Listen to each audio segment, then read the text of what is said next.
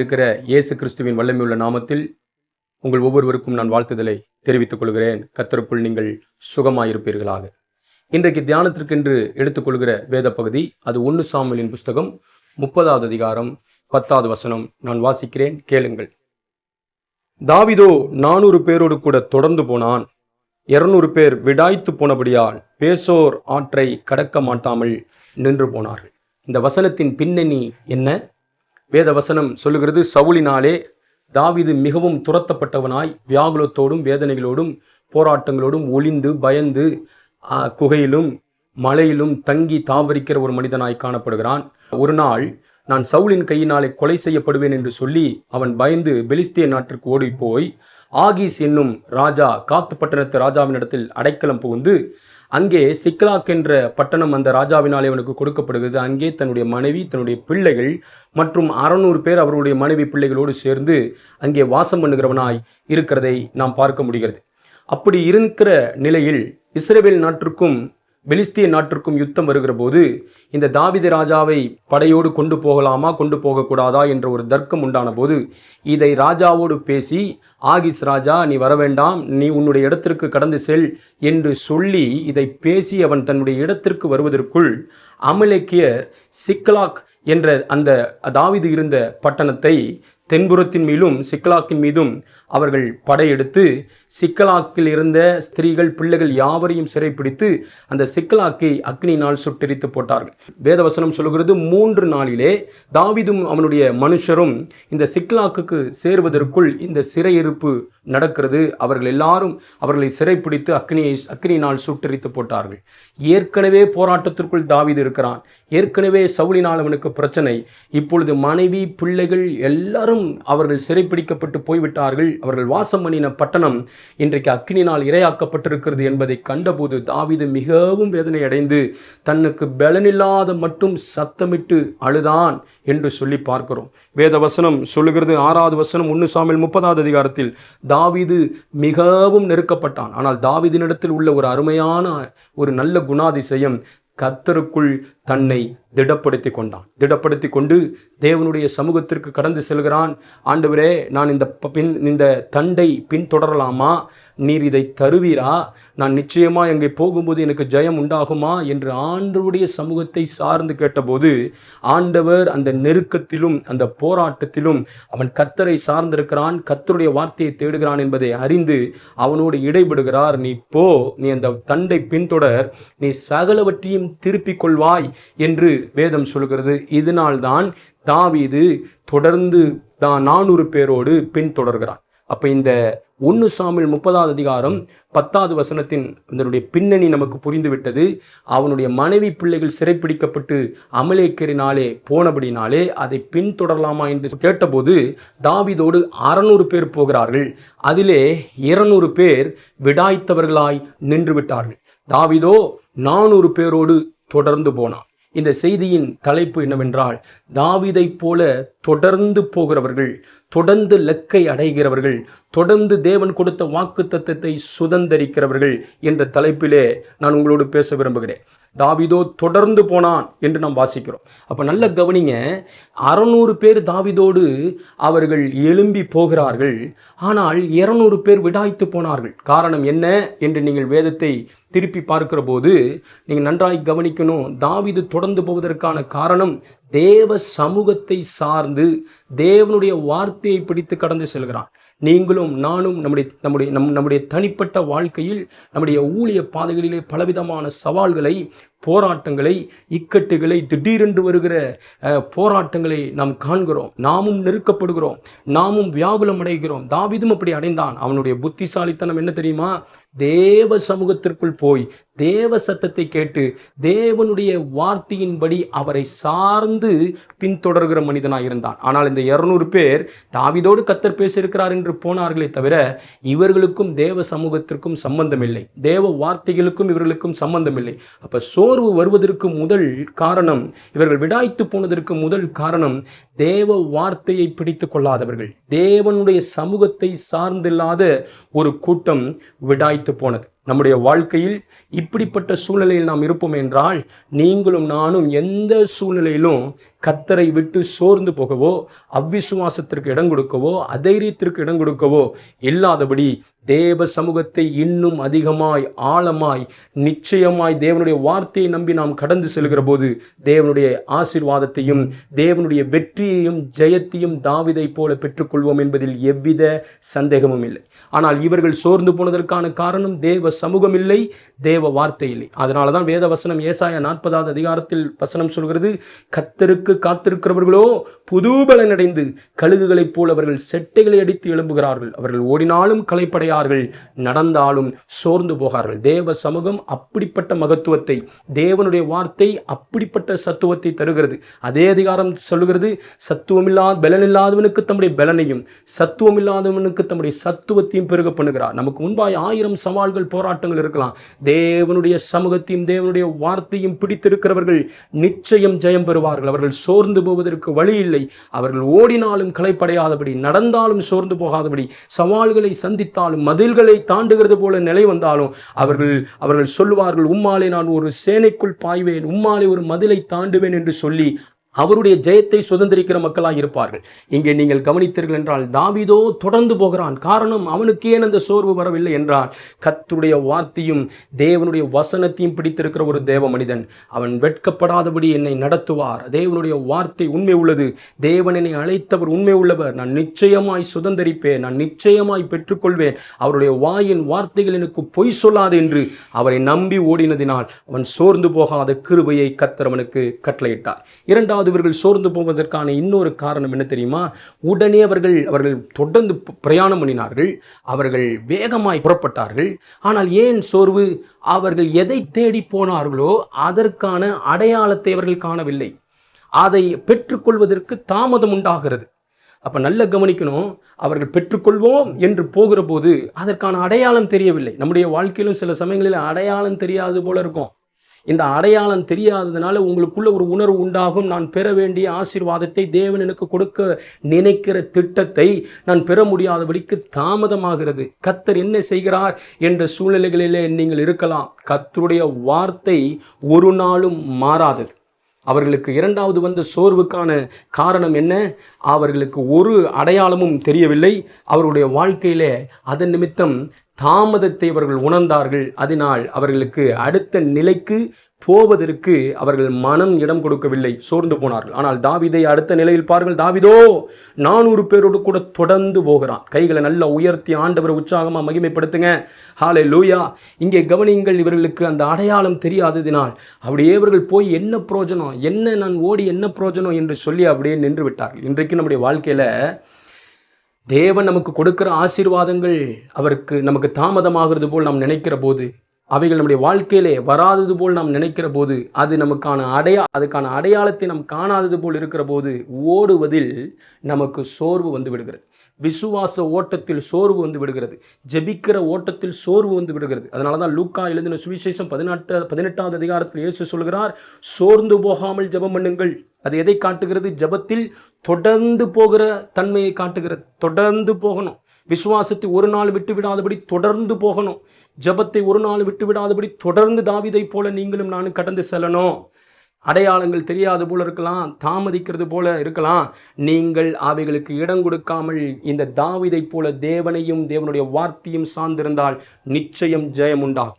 வேத வசனம் அதனால தான் ஆபகுக் 2வது அதிகாரத்தை நீங்கள் திருப்பி வாசிக்கிற போது அருமையாய் வேத வசனம் நமக்கு சொல்லுகிறது. குறித்த காலத்துக்கு தரிசனம் இன்னும் வைக்கப்பட்டிருக்கிறது, முடிவிலே அது விளங்கும், அது பொய் சொல்லாது, அது தாமதித்தாலும் அதற்கு காத்திரு, அது நிச்சயமாய் வரும், அது தாமதிப்பது இல்லை. தேவன் பொய் சொல்ல மனுஷன் அல்ல, மனமாற மனுபுத்திரனும் அல்ல. அவர் சரியாய் ஏற்ற வேளைகளில் உங்கள் வாழ்க்கையில் அற்புதங்களை செய்வார். உங்கள் ஆதி நிலையில் இருந்த அந்த வாழ்க்கையை விட்டு விடாதீர்கள். தொடர்ந்து தாவீதுக்குள் இருந்த அந்த ஆவி நமக்குள்ள இருக்கணும். எந்த சவால்களை சந்தித்தாலும், எந்த போராட்டங்களை நான் சந்தித்தாலும் தொடர்ந்து கர்த்தரை பின்தொடர்வேன், தொடர்ந்து அந்த வாக்கு தத்தத்தை நான் அடைவதற்கு பின்தொடர்வேன் என்று தொடர்ந்து போங்கள். இவர்கள் விடாய்த்தார்கள். தாவீதோ 400 பேரோடு தொடர்ந்து போனான். நம்முடைய விசுவாசம், நம்முடைய ஜெப வாழ்க்கை, நம்முடைய பரிசுத்த வாழ்க்கை எதிலும் விட்டு கொடுக்காம கர்த்தருடைய வாக்கு தத்தத்தை நான் அடைவேன், நிச்சயம் என்னை ஆசீர்வதிப்பார், நான் நிச்சயம் ஆண்டவருடைய ஆசீர்வாதத்தையும் ஜெயத்தையும் காண்பேன் என்று நீங்கள் போவீர்கள் என்றால் கர்த்தருக்கு காத்திருக்கிறவர்கள், கர்த்தரை சார்ந்து ஓடுகிறவர்கள் சோர்ந்து போகார்கள், அவர்களுடைய வாழ்க்கையிலே ஜெயத்தையும் மேன்மையும் பெற்றுக்கொள்வார்கள் என்பதில் எவ்வித சந்தேகமும் இல்லை. அப்போ நல்ல கவனிக்கணும். இரண்டாவது இவர்களுக்குள் வந்த காரியம் என்ன? இவர்களுக்குள் வந்தது அடையாளம் தெரியவில்லை, தாமதமாகிறது. மூன்றாவது காரியம், இவர்களுக்குள் தாவீது தொடர்ந்து போகிறான். ஆனால் இவர்களுக்குள் மூன்றாவது எது இவர்களை பின்தங்க வைத்தது? வசனம் சொல்கிறது 10வது வசனத்திலே, பேசோர் ஆற்றை கடக்க மாட்டாமல் நின்று போனார்கள். அப்போ ஒரு ஆசீர்வாதத்தை பெறுவதற்கு நம்முடைய வாழ்க்கையில திடீரென்று அந்த ஆசீர்வாதங்கள் வந்து விடுவதில்லை. திடீரென்று அந்த காரியங்களிலே நீங்கள் அதை பெற்றுக்கொள்ளலாம் என்று நினைத்து விடாதீர்கள். தேவனுக்கென்று ஒரு நேரம் இருக்கிறது, அந்த நேரத்தில் கட்டாயம் நிறைவேறும். வசனம் சொல்கிறது, தேவன் சகலவற்றையும் அதனதன் காலங்களில் சகலவற்றையும் நேர்த்தியாய் செய்கிற கர்த்தர். நேர்த்தியாய் செய்திருக்கிறார், அவர் நிச்சயம் செய்து முடிப்பார். ஆனால் இவர்களுடைய வாழ்க்கையில் அதை அடைவோம் என்று சொல்லுகிற போது பேசோர் என்ற 6 இவர்களுக்கு முன்பு இருக்கிறது. அப்போ 6 நாளே நீங்கள் புரிஞ்சுக்கணும், ஒரு தடை, ஒரு காரியத்தை அடைவதற்கு ஒரு தடை, ஒரு ஆசீர்வாதத்திற்கு நுழைவதற்கு முன்பு தடை. தடையை பார்த்தோன்னு சோர்ந்துடக்கூடாது. இஸ்ரவேல் ஜனங்கள் பாலும் தேனும் ஓடுகிற தேசத்திலே கர்த்தர் உங்களை கொண்டு போய் சேர்ப்பார் என்று பேசினாலும் உடனே போயிடுவோன்னு பிள்ளை, ஸ்திரீகள், அப்படி மிருக ஜீவனங்கள்லாம் எல்லாத்தையும் அழைச்சிக்கிட்டு நடந்து போகிறாங்க. திடீரென்று செங்கடல். உடனே அவங்களுக்கு செங்கடலை பார்த்தோன்னு பயம் வந்துருச்சு. பின்னாடி பார்த்தா பார்வோனின் சேனை பின்தொடருது. அவங்க நினச்சிட்டாங்க, ஆகா, அதனால தான் மோசையிட்ட முறையிடுறாங்க, நாங்கள் அங்கே இருந்தோமானால் நலமாயிருக்கும். எங்கே? எகிப்திலே இருந்தோமானால் நலமாயிருக்கும். உம்மை நம்பி இங்கே வந்து நாங்கள் வனாந்திரத்தில் சாக போகிறோம். தடையை பார்த்தாலே பயப்படாதீர்கள், தடைகளை நீக்குகிறவர் நமக்கு முன்பாய் கடந்து செல்கிறவராயிருக்கிறார். ஹல்லேலூயா. அவர் நிச்சயமாய் நம்மை ஆசீர்வதித்து நடத்துகிறவர். தாவீதை போல தொடர்ந்து போகணும். தாவீது தடையும் தாண்டினான். கவனிங்க, கர்த்தருடைய வார்த்தையும் அவரையும் சார்ந்திருக்கிற ஒரு மனுஷன் அடையாளம் தெரியாவிட்டாலும் அதற்கு தாமதிப்பது போல் அந்த தண்டை அவன் நெருங்க முடியாவிட்டாலும் தொடர்ந்து போகிறான். மூன்றாவது, தடைகளையும் பார்த்து நின்று விடவில்லை. தடையை நீக்குகிறவர் எனக்கு முன்பாய் போய் சொன்ன வாக்குத்தத்தங்களை நிறைவேற்றுவார் என்று சொல்லி அதையும் தாண்டி போகிறான். இந்த 200 பேரோ 600 பேரில் 400 பேர் மட்டும் அவனோடு தொடர்ந்து போகிறார்கள். 200 பேர் முடியாது என்று விடாய்த்து போனார்கள். அவர்கள் ஆசீர்வாதத்திற்குள் பிரவேசித்தார்களா? அவர்கள் அந்த மேன்மையை பெற்றுக்கொள்ள முடிந்ததா? முடியவில்லை. அவர்கள் அப்படியே உட்கார்ந்த நிலையில் போயிட்டாங்க. ஆனால் இவன் கர்த்தரை நம்பி தடைகளை தாண்டி தாமதமித்தாலும் அதற்கான அடையாளத்தை அவன் பெற முடியாவிட்டால், இன்னும் அந்த தண்டை அவன் தொட முடியாவிட்டாலும் அவன் தொடர்ந்து போகிறவனாயிருக்கிறான். தொடர்ந்து போகிறான். உங்கள் வாழ்க்கையில் கொடுக்கப்பட்டிருக்கிற தேவனுடைய வாக்குத்தத்தங்கள், ஆசீர்வாதங்களை நீங்கள் அடைய உங்கள் வாழ்க்கையில் தாமதிக்கும் போதோ தடைகளை பார்க்கும் போதோ சோர்ந்து விடாதீர்கள். தொடர்ந்து போங்கள். உங்கள் வாழ்க்கையில் குடும்பத்தில் தடை வரலாம், ஊழியத்தில் தடை வரலாம், மனுஷர்கள் மூலம் தடை வரலாம், உங்கள் தனிப்பட்ட வாழ்க்கையில் தடை வரலாம். பயந்துடாதீங்க. கர்த்தரை நம்புகிறவன் செழிப்பான், அவன் முகம் ஒரு நாளும் வெட்கப்பட்டு போகாதபடி கர்த்தர் தம்முடைய அனுக்கிரகத்தை வெளிப்படுத்துவார். ஹல்லேலூயா. வேதவசனம் சொல்கிறது, அவன் கடந்து போன போது என்ன நடந்தது தெரியுமா? இப்போ பாருங்க, இவங்களுக்கு உதவி வருமானு இவங்க தேடி பார்க்குறாங்க, உதவி வரல. ஆனால் கர்த்தரை நம்பி சார்ந்து போகிறவனுக்கு அந்த உதவி அவனை தேடி வருது. கரெக்டாக அவன் தாவீது போகிற வழியிலே ஒரு எகிப்தியவன் வியாதிப்பட்டவனாய் அங்கே இருக்கிறான். அவன் யாருன்னா, இந்த அமலேக்கியர்கள் படையெடுத்து சிக்கலாக்க இந்த தாவீதினுடைய உடைமைகளை, பிள்ளைகளை, ஸ்திரீகள் எல்லாம் பிடிச்சிட்டு போனாங்க பாருங்க. அதுல இருந்த ஒரு அமலேக்கியனுடைய வேலைக்காரனாகிய எகிப்தியன் இவன் இருக்கிறான். இவனை கர்த்தர் அந்த வழியில, நான் நினைக்கிறேன், நான் நம்புறேன், கர்த்தர் அந்த வழியில அவனை வியாதிப்பட வச்சார். அவன் உயிருக்கு ஊசலாடிட்டு இருக்கிறான். ஆனால் உயிர் போல. ஏன் தெரியுமா உயிர் போல? தாவீது என்ற ஒரு தேவ மனுஷன் கர்த்தரை சார்ந்தவனாய், விசுவாசத்தை பின்வாங்காதவனாய், தைரியத்திலிருந்து பின்வாங்காதவனாய், கர்த்தருடைய வார்த்தையிலிருந்து பின்வாங்காதவனாய், ஜெபத்திலிருந்து பின்வாங்காதவனாய், கர்த்தருடைய ஆவியின் பலத்தை நம்பி, தேவனுடைய வார்த்தையை நம்பி பின்தொடர்ந்து வருகிற ஒரு மனுஷனாய் இருக்கிறான் என்பதை கர்த்தர் அறிந்தபடியினாலே அந்த வழியிலே கர்த்தர் அவனை அந்த இடத்தில் வைத்திருந்தார். வசனம் சொல்லுகிறது, அவன் விடாய்த்து போயிருந்தான். ஆனால் உயிர் போலங்க. ஏன் உயிர் போல? தாவீதின் நிமித்தம் கர்த்தர் அவன் அப்படி வச்சிருந்தார். இப்போ தாவீதுக்கு இந்த இடத்தை அடைய முடியாது, இந்த எகிப்தியன் வரலன்னா அடைய முடியாது. ஆனால் இவன் கர்த்தரை சார்ந்திருந்ததுனால அந்த உதவி அவனை, தாவீதை தேடி வரும்படி கர்த்தர் உதவி செய்தார். என்ன நடந்தது? வசனம் சொல்லுகிறது 30வது அதிகாரம் 11வது வசனத்தில், ஒரு எகிப்தியனை வெளியே அவர்கள் கண்டு அவனை தாவீதினிடத்திற்கு கொண்டு வந்தார்கள். கொண்டு வந்து தாவீது அவனை தேடி போல, உதவி அவனை தேடி வருது. இந்த 200 பேர் விடாய்த்து போனதற்கு காரணம் என்ன? தங்களுக்கு வரும் வரும் வரும் என்று சொல்லி இருந்து ஒன்றும் வரலையேன்னு விட்டுட்டாங்க. ஆனால் நீங்கள் தொடர்ந்து ஊழிய பாதையோ குடும்ப வாழ்க்கையோ எந்த போராட்டங்களுக்குள் நீங்கள் போனாலும் அழைத்த ஆண்டவர் நடத்துவார்னு பின்தொடர்ந்து நீங்கள் போகிறவர்களாய், கர்த்தரை நம்பி நம்முடைய ஓட்டத்தில் ஓடுகிறவர்களாய், பின்தொடர்கிறவர்களாய், தொடர்ந்து போகிறவர்களாய் நாம் இருப்போம் என்றால் உதவி உங்களுக்கு பரத்திலிருந்து கொடுக்கப்படும். ஆசீர்வாதம் கர்த்தரால் கொடுக்கப்படும். நீங்கள் அவங்க என்ன ஆசீர்வதிப்பாங்க, இவங்க என்ன ஆசீர்வதிப்பாங்க, அவங்க எனக்கு பொருள் உதவி செய்வாங்க, ஏங்க இப்படி வீணாக போயிடாதீங்க. கர்த்தரை நம்புங்க, கர்த்தரை சார்ந்துருங்க, கர்த்தரை உங்கள் துணையாய் கொண்டிருங்கள். ஒரு நாளும் உங்களை கைவிடாத ஆண்டவர் அருமையாய் நடத்த வல்லமை உள்ளவராய் இருக்கிறார். வசனம் சொல்கிறது, எகிப்தியனை கண்டு அவனிடத்திற்கு கொண்டு வந்தார்கள். அவன் யாருன்னு எல்லாம் விசாரிக்கிறான். அவன் அமலேக்கியனுடைய வேலைக்காரனாகிய எகிப்தியன். எந்த அமலேக்கியன்? இந்த இந்த தாவீதையும் அவன் கூட்டத்தையும் சேர்ந்தவர்களை சிறைப்பிடித்து கொண்டு போனவர்கள். இப்போ இதுவரைக்கும் தாவீதுக்கு எங்கே இருக்கிறாங்கன்னு தெரியாது. ஆனால் தெரியும்படிக்கு, தாவீது ஜெயம் எடுக்கும்படிக்கு, தாவீது வெற்றியை பெறும்படிக்கு, தாவீது அந்த தண்டை கண்டுபிடிக்கும்படிக்கு, தாவீது அந்த தண்டை அந்த சிறையிருப்பில் மாட்டிருக்கிறவர்களை விடுதலையாக்கி அவனுடைய எதிராளிகளை ஜெயம் எடுக்கும்படிக்கு கர்த்தரே அந்த உதவியை அவனுக்கு கொண்டு வந்து கொடுக்கிறார். அப்போ விடாய்த்து போனவனுக்கு அந்த ஆசீர்வாதம் இல்லை, சோர்ந்து போனவர்களுக்கு அந்த ஆசீர்வாதம் இல்லை, கர்த்தரை சார்ந்திருந்தவர்களுக்கு அந்த ஆசீர்வாதம் உண்டு. கைகளை நல்லா உயர்த்தி ஆண்டவரை உற்சாகமாக மகிமைப்படுத்துங்க. கர்த்தரை நம்புகிறவர்கள் வெட்கப்பட்டு போவதில்லை. அவருடைய முகத்தை நோக்கி பார்க்கிற முகங்கள் வெட்கப்பட்டு போவதே இல்லை. வேதவசனம் சொல்லுது, அவனை கொண்டு வந்து கேட்டபோது அவன் சொல்றான், நான் அமலேக்கியனுடைய வேலைக்காரன், எகிப்தியன், என் எஜமா என்னை வியாதிப்பட்டுட்டோன்னு என்னை விட்டுட்டு போயிட்டான். ஓ ரைட்டு, அப்படியா, விட்டுட்டு போயிட்டான். இப்போ அவன் தாவீது கேட்குறான். இப்போதான் அவனுக்கு புரியுது, வேற எந்த அமலேக்கியனுடைய வேலைக்காரன் இல்லை, இந்த தாவீதினுடைய குடும்பத்தை கொண்டு போன சிக்கலாக்கை தீயினால் சுட்டெரித்தவர்களுடைய வேலைக்காரன். இப்போ தெரியுது, ஓ அந்த தண்டில் இருக்கிற ஒரு ஆள் இவன்.